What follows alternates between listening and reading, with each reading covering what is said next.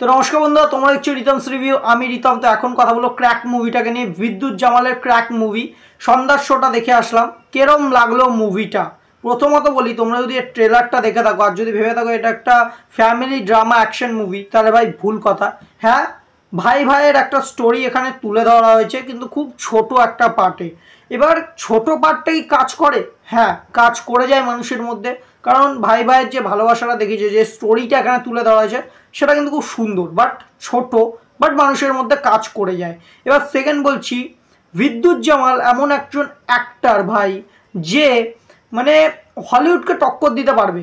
কারণ আমরা টাইগার শ্রফকেও দেখি, ওনারই মতো স্কিল ফিল আছে, বাট বিদ্যুৎ জামাল ভাই বিদ্যুৎ জামাল। প্রথম একটা সিন আছে যখন তিনি ট্রেনের ওপরে দাঁড়িয়ে কিছু স্টান্ট দেখায়, ওগুলো মারাত্মক লেভেলের ভাই। মানে এমনকি ওইখানে যে গাড়ির রেসগুলো হচ্ছে সেগুলো অসাধারণ। এবার মুভির ব্যাপারে একটু বলে দিই।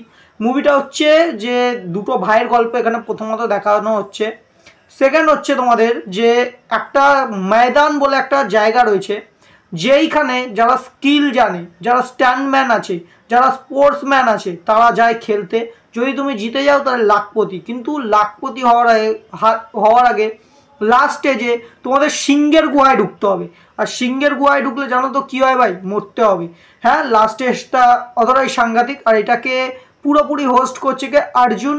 অসাধারণ অ্যাক্টিং করেছে ভাই, মানে ভিলেনের একটা রোল, মানে মাইন্ড গেমার, অসাধারণ। এবার বিদ্যুৎ জামালের যে দাদা থাকে, সেও এই ময়দান গেমে এসে মরে যায়। কে মারে, কিভাবে মারে, সেটা তোমরা মুভিতে গিয়ে দেখে নেবে।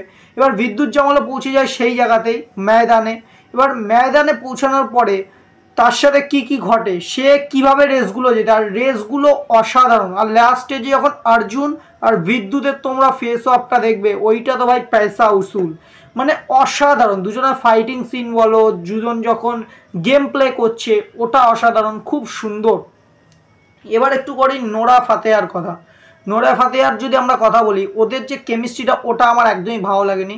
বিদ্যুৎ আর নোরার যে মানে কেমিস্ট্রি, ওটা কিন্তু মানুষের মধ্যে ওয়ার্ক করেনি।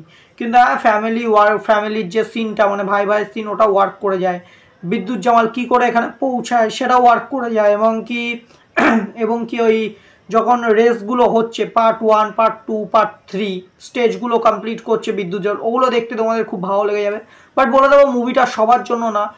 ফুল টু অ্যাকশন পাবে, ফুল টু গেম যারা পছন্দ করো, রেসিং, তারপরে আরও যারা স্কিল এইসব পছন্দ করো, তাদের জন্য ভাই মুভিটা। বাট স্টোরি যদি তোমরা খুঁজতে যাও, তাহলে অতটা স্টোরি পাবে না মুভিটাতে। বাদবাকি মুভি সব ঠিকই ছিল। হ্যাঁ, গানগুলো একটু অড লেগেছে, বাদবাকি মোটামুটি মুভিটা ঠিকই আছে। অর্জুনের অ্যাক্টিং অসাধারণ, পুলিশের অ্যাক্টিং যিনি করছে তার তো অসাধারণই। আর স্টোরি বলতে ওরম কিছু নেই, জাস্ট ফাইটিংগুলো অসাধারণ লেভেলের, একটা মারামারি দেখতে পারবে, এগুলোই আছে। তো মুভিটা অ্যাপ্রক্স যদি বলা যায়, চলে যায়। মানে যারা ফাইটিং লাভার্স আছো, যারা এরকম হলিউডের মুভিজ দেখতে ভালোবাসো, তাদের জন্য এই মুভিটা, বাট সবার জন্য না। বাট আমার কাছে এই মুভিটা খুব সুন্দর লেগেছে, খুব ভালোভাবে প্রেজেন্ট করা হয়েছে, অত কিছু গাঁজাখড়ি গল্প দেওয়া হয়নি। যেটা দেখানো হয়েছে স্পষ্ট দেখানো হয়েছে। ফেস অফটা অসাধারণ ছিল, ফাইটিং সিনগুলো অসাধারণ, এবং স্টান্টগুলো যেগুলো দেখানো হয়েছে বিদ্যুৎ জামালের নিজস্ব স্টান্ট, ওগুলো অসাধারণ লেভেলের করা হয়েছে। বাদ বাকি মুভিটা ওভারঅল ঠিক ছিল। তোমরা যদি মুভিটা দেখে থাকো, কমেন্টে জানিও কিরম লাগলো। আর না দেখে থাকলে দেখে আসতে পারো মুভিটা। আর আজকে ভিডিওটা এই পর্যন্ত। লাইক, শেয়ার, সাবস্ক্রাইব করে দাও আমার চ্যানেলটা। ভিডিও ভালো লাগলে কমেন্ট করে জানিয়ে দিও। আর হ্যাঁ, এইটুকুই। দেখা হচ্ছে অন্য কোনো ভিডিওতে। আমাকে এইভাবে সাপোর্ট করতে থাকো। আজকের জন্য এইটুকু, টাটা।